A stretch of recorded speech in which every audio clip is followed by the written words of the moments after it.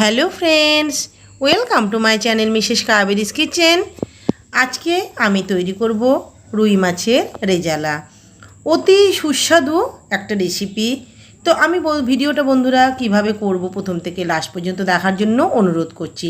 Please আপনারা skip করবেন না, কারণ মাঝে মাঝে লাস্ট পর্যন্ত কিন্তু অনেক রকম কিন্তু উপকরণ রয়েছে। তো চলুন শুরু করি। প্রথমে এখানে দেখুন একটা বাটির মধ্যে আমি দুটো মাঝারি সাইজের পেঁয়াজকে কুচি করে নিয়েছি। তাতে সামান্য একটু জল দিয়ে আমি গ্যাসে বসিয়ে দিলাম, সেটাকে আমি একটু সামান্য হালকা সেদ্ধ করে নেব। এখানে এই পেঁয়াজটাকে ফ্রাই না করে সেদ্ধ করে করলে কিন্তু অনেক বেশি এই রেসিপিটা ভালো হবে। সেদ্ধ হতে হতে দেখুন এখানে আমি নিয়েছি 6 পিস রুই মাছ। এখানে এই রুই মাছটাকে আমি এখন সামান্য পরিমাণ লবণ দিয়ে মেখে নেব। এখানে হলুদ দেব না, কারণ রেজালাতে হলুদ বা শুকনো লঙ্কা গুঁড়ো এইগুলো খুব একটা চলে না, যার জন্য শুধু লবণ দিয়ে আমি মাছটাকে মেখে নিচ্ছি খুব ভালোভাবে। এখানে আমি রুই মাছ নিয়েছি, আপনারা রুই মাছের বদলে কাতলা মাছ দিয়েও করতে পারেন। পেঁয়াজটা এদিকে দেখুন অনেকটাই সেদ্ধ হয়ে গেছে। আমি আরও একটু নাড়াচাড়া করে এটাকে এবার নামিয়ে নেব। জলটা ফেলবো না, সেই জল শুদ্ধই আমি এটাকে পাটাতে ঠান্ডা হলে বেটে নেব। আপনারা চাইলে মিক্সিতে বেটে নিতে পারেন। এবারে এদিকে কড়াই বসিয়ে দিলাম, তাতে দিয়ে দিলাম আমি 3 টেবিল চামচ সর্ষের তেল।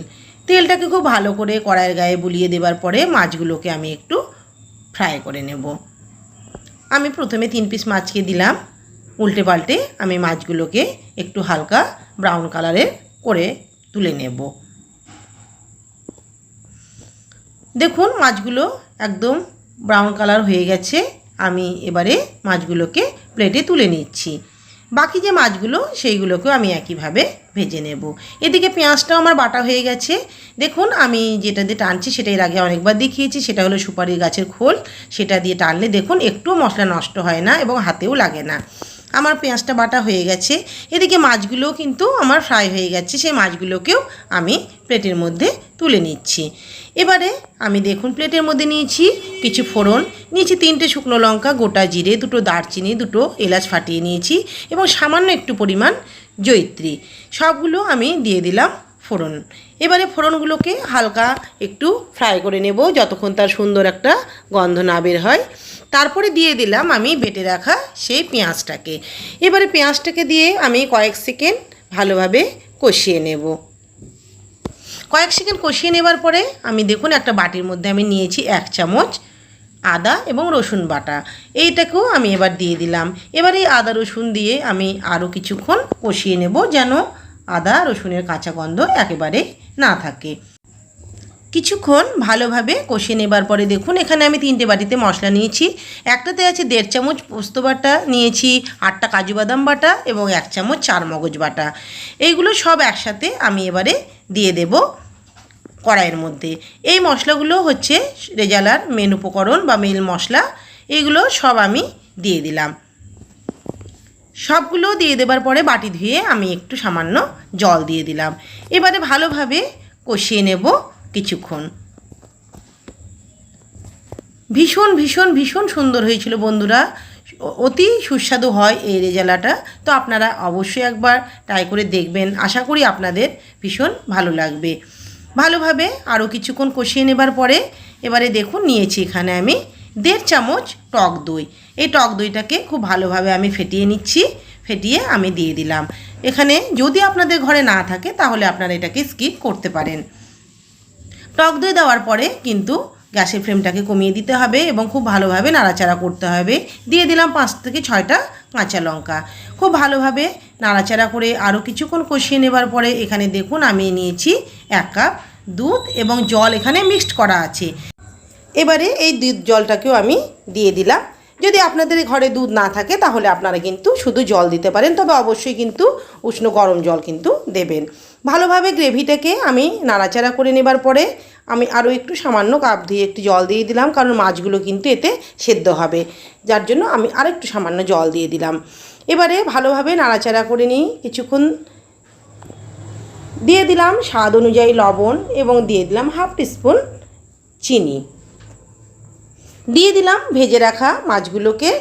এবারে মাছগুলো দিয়ে ভালোভাবে একটু নাড়াচাড়া করে এখন আমি ঢাকা দিয়ে দেব 4 মিনিটের জন্য। গ্যাসের ফ্লেমটাকে লো টু মিডিয়ামে রেখে আমি এবারে মাছটাকে ফুটিয়ে নেব। 4 মিনিট হয়ে গেলে পরে ঢাকনাটাকে তুলে নিলাম। দেখুন কত সুন্দর একটা কালার এসেছে এবং খুব সুন্দর একটা ফ্লেভার বেরিয়েছে বন্ধুরা। তবে এখানে আরও কিছু ছোট ছোট উপকরণ আছে, এগুলো স্কিপ করবেন না, কারণ এই উপকরণগুলো দিলে কিন্তু রেজালার টেস্টটা কিন্তু দ্বিগুণ বেড়ে যাবে।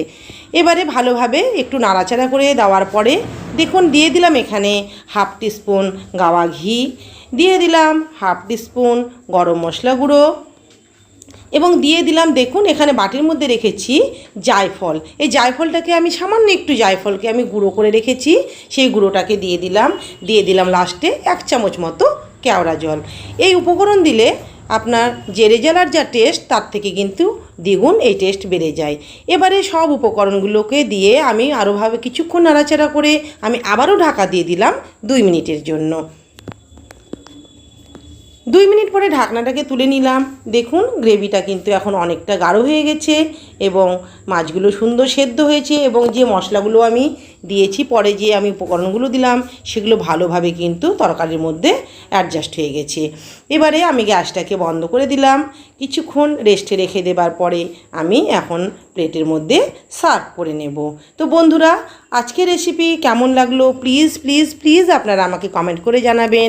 ভালো যদি লাগে অবশ্যই একটা লাইক করবেন এবং আমার চ্যানেলকে সাবস্ক্রাইব করতে ভুলবেন না, এই অনুরোধ আপনাদেরকে করি। এবং আমার চ্যানেলে যারা নতুন বন্ধু আছেন তারা অবশ্যই আমার চ্যানেলটিকে সাবস্ক্রাইব করার অনুরোধ রইল। সবাই ভালো থাকবেন, সুস্থ থাকবেন। আজকের মতো এখান থেকে বিদায় নিচ্ছি। পরবর্তী আবার অন্য কোনো রেসিপি নিয়ে আমি আবারও চলে আসবো আপনাদের কাছে। ততক্ষণের জন্য নমস্কার, ধন্যবাদ।